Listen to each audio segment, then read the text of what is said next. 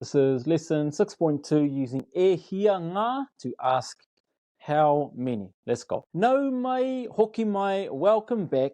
How'd you get on with translating those numbers from our previous video?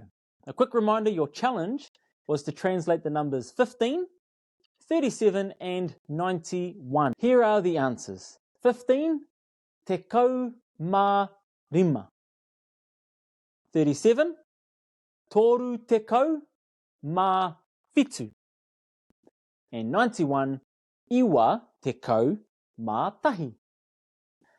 Ka pai. Now that you know how to count, you're ready to start using these in your everyday conversations. When we want to ask how many of something in te reo Māori, we use the phrase e hia ngā. This is super useful when you're talking about quantity of things, whether it's people or objects or even animals. For example, if you wanted to ask how many apples, you'd say e hia ngā āporo. Let's break that down. E hia means how many. Ngā indicates that we're talking about more than just one thing, in this case apples, and āporo is the kupu Māori for apples. So let's practice asking that question together. E hia ngā āporo. Great. Now, if you were the one answering that question, all you have to do is remove the kupu here and pop the answer in. Let's pretend there are 3 apples, okay?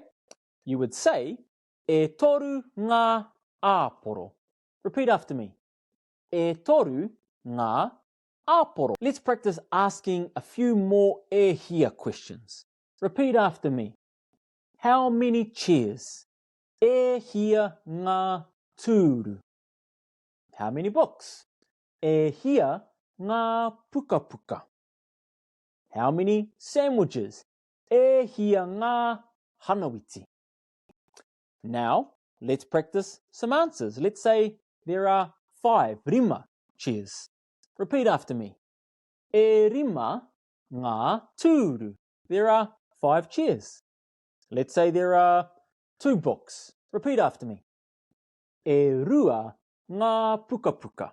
There are 2 books. And let's say there are 6 sandwiches. Repeat after me. E ono ngā hanawiti. There are 6 hanawiti sandwiches. Awesome. Now you can ask and answer how many of something there are using the e hia ngā sentence structure.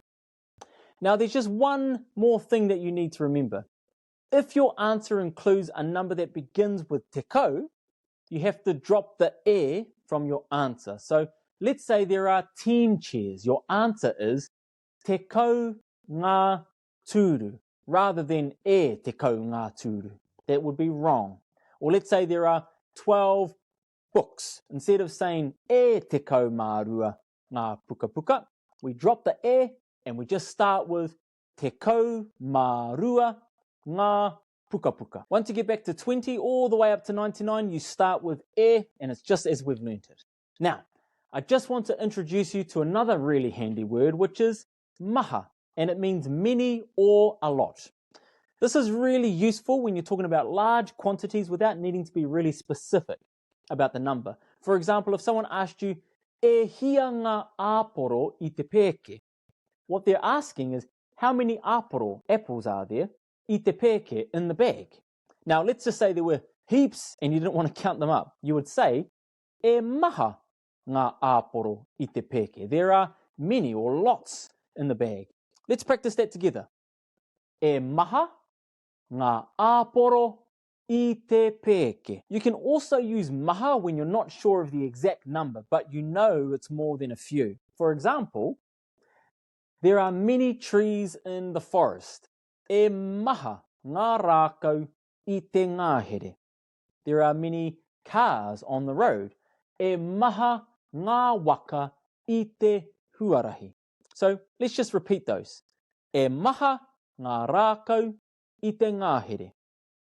And the second example, e maha ngā waka I te huarahi. Ka pai, you're doing great. Now you know how to ask and answer about quantities and describe when there are many of something and specifically how many.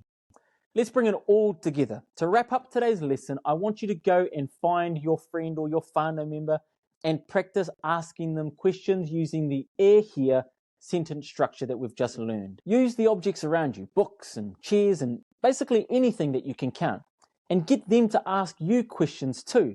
Then see if you can use a combination of numbers as well as the word maha in all of your answers, if it makes sense. Remember, the more you practice, the more natural it will feel.